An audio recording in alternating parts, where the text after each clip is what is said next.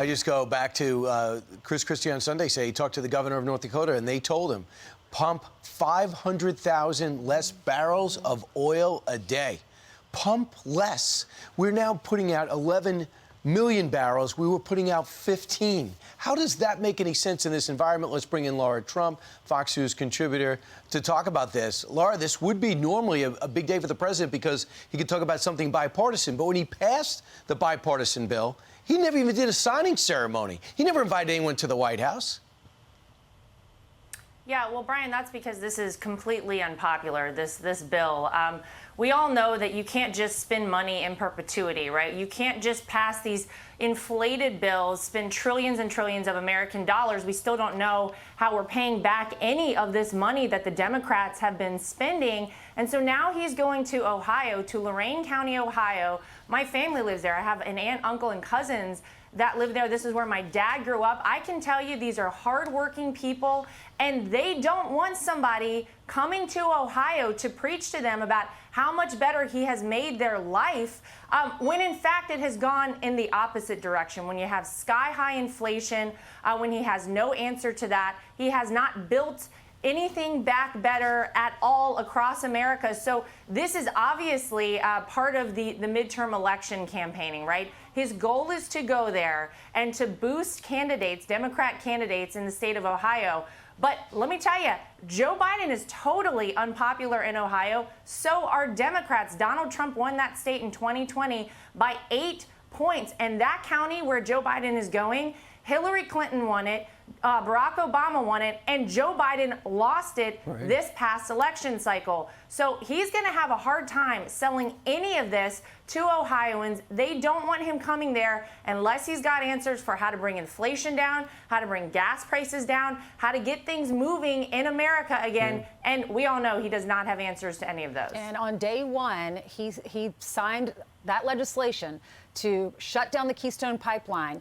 Your father-in-law, we were energy independent when he was in office. On day one, Joe Biden does this to all those people who work in the industry and to all Americans who are now paying more in gas, paying more to heat our homes. We just found out this morning more food prices are going up. You have Heineken beer. They're saying they're going to raise their prices by courageous amounts because raw materials expensive, energy costs, crazy shipping rates, they say. Look at all these other places. Burger King, the Whopper's going up. McDonald's, the Big Mac, sodas, the chicken nuggets are going up. Chipotle, the burrito could be more than $10 soon. Starbucks, the beverages are going up. Little Caesars, that $5 pizza is now $5.55. Everything is going up, and Joe Biden is the reason for this. What's your reaction? You're right. And, you know, you talk about energy, Ainsley. Yeah, we were energy independent. We were a net energy exporter. Think about the situation we have right now with Ukraine and Russia and the position that it puts us in, that somehow we now are reliant on oil from all different parts of the world instead of independently here ourselves. It puts us in a very bad position on the world stage, let alone the gas prices going up. But Ainsley, you just talked about the fact that across the board, things are more expensive. There is no end in sight for this. It looks so bad for the Democrats.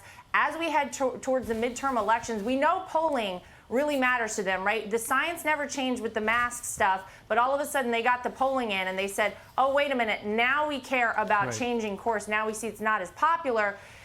They have a real problem on their hands because Americans have felt they're being hurt all day long, in their wallets and their pocketbooks because of Joe Biden, because of Democrat policies, and sadly, there's no end in sight. Well, to that point, I don't know that people particularly blame the president, but I was at your Walmart store over the weekend, and I bought some hamburger for my wife's chili, and it was $13 for 2 pounds. So that ultimately is what is going to come back to haunt the Democrats come November. Speaking of haunting the Democrats, something else we have seen is the number of parents who have risen up and said, hey, schools, what are you doing with my kid in school? The very latest in Los Angeles, there's a column that the headline says, from liberal San Francisco, school board recall is a 3-alarm warning for Democrats, because 3 members of the San Francisco school board were up for re-election, and rather they all got recalled. But that was all they could out of the 7. They could only recall 3. They did. But the LA Times said but it's a good bet that parents won't be forgiving or forgetting what's taken place over the last 2 plague years. And in that way, San Francisco's recall election may be the early rumblings of a much larger shakeup. And the cover of the New York Post actually commemorates that. The woke revolt. Parents in San Francisco, yes, San Francisco, kick out school board members for being too woke. What do you think? The parents are back. I got to tell you, we've talked about this on this show before. This election and midterms in 2022, I think it's going to come down to the parents. They are awake. They have seen very clearly. We saw it happen in Virginia, right? First, a blue state where they elected a Republican governor because of the parents. And now you have, Steve, San Francisco. I mean, literally like the liberal bastion of our country. We know what the politics are of most folks in San Francisco. These parents finally realized, wait a minute, they have not been prioritizing at this school board our children. They've been prioritizing woke initiatives, like instead of getting the kids back in school, renaming schools in San Francisco. And these schools are like Abraham Lincoln School. Can somebody tell me what's wrong with Abraham Lincoln? No one has any answers to this, but the parents are speaking up and they're speaking out resoundingly, and they're realizing that these people have never cared about the best interests of their kids.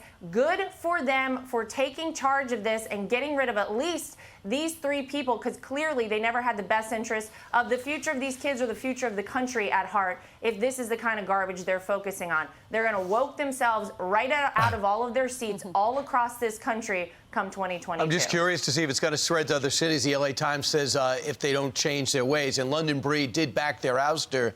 They also got Dianne Feinstein off of school because she replaced a Confederate flag that was damaged. Here are some of the parents speaking up after their recall worked.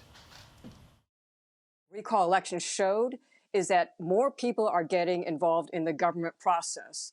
We registered a lot of first-time voters. We saw people getting involved in activism, going to rallies. We're not going to put up with this sort of stuff from the school board. So whoever the mayor wants to appoint next time better watch out in terms of, holding kids out of school and prioritizing things like renaming schools or overly woke politics instead of helping kids learn. If it can happen here, it can happen anywhere. And Laura, it also happened in Austin, Texas. They're making a movement, a nonpartisan movement to get their voice heard when it comes to getting kids in that, the liberal capital of that red state. Yeah, you look back at what we have done to our children, Brian, over the past 2 years with COVID and the restrictions on them. We know how bad the mask wearing was for kids, but we know how far behind our children have fallen all across this country because they weren't in school. Their social interaction with kids was basically none.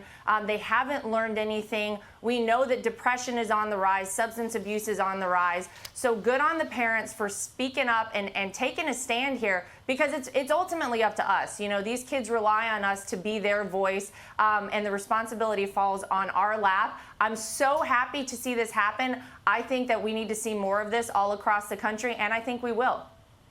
Lara, we went down to your neck of the woods last week to sit down with Catherine Limbaugh. It's been a year since we lost Rush. I know you're friends with Catherine. She speaks so highly of you.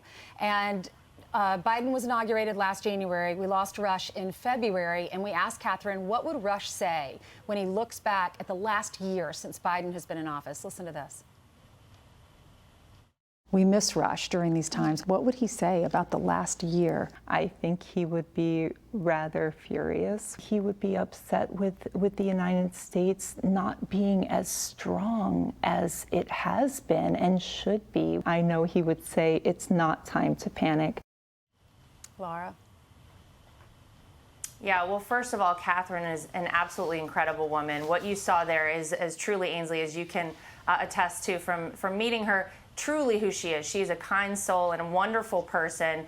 And I think she's exactly right. Look, Rush Limbaugh he was one of a kind. We will never have another one like him. He had an ability to break things down for people in a way that was very digestible, that people could understand. People loved hearing his opinions on things. And I think so many of us over this past year have paused for a moment and said, what would Rush say about what we see happening in our country? And we all know he would be horrified. He'd be very upset with it. But he would say, never lose hope. The best is still ahead of us in this country. And, you know, you see it whether you're talking about the parents rallying together in liberal cities all across this country to stand up for their kids, whether you're talking about the support for the Canadian truckers. People, something is happening in this country, and people want to take charge of their country again. So we obviously are remembering a great man, a legend, someone that was unapologetic with the way he spoke, and it's what so many people loved about him today. But Catherine is right. Sadly, he would be very upset to see how we are positioned on the world stage, the direction America is going in at this point, with Biden in control and Democrats in leadership positions all across this country. And I think we are ripe for change, and he would be there leading the charge as we head towards the midterm elections, that's for sure. All right. Laura, thank you very much for joining us on this Thursday. Thanks, Laura. Thanks, guys. Hi, everyone. I'm Brian Kilmeade. I want you to do me a favor. I want you to click to subscribe to the Fox News YouTube page. This is the only way that I know for sure that you're not going to miss any great commentary, any great news bites, any great interviews coming your way on Fox. You can get it all here on YouTube. So subscribe right now.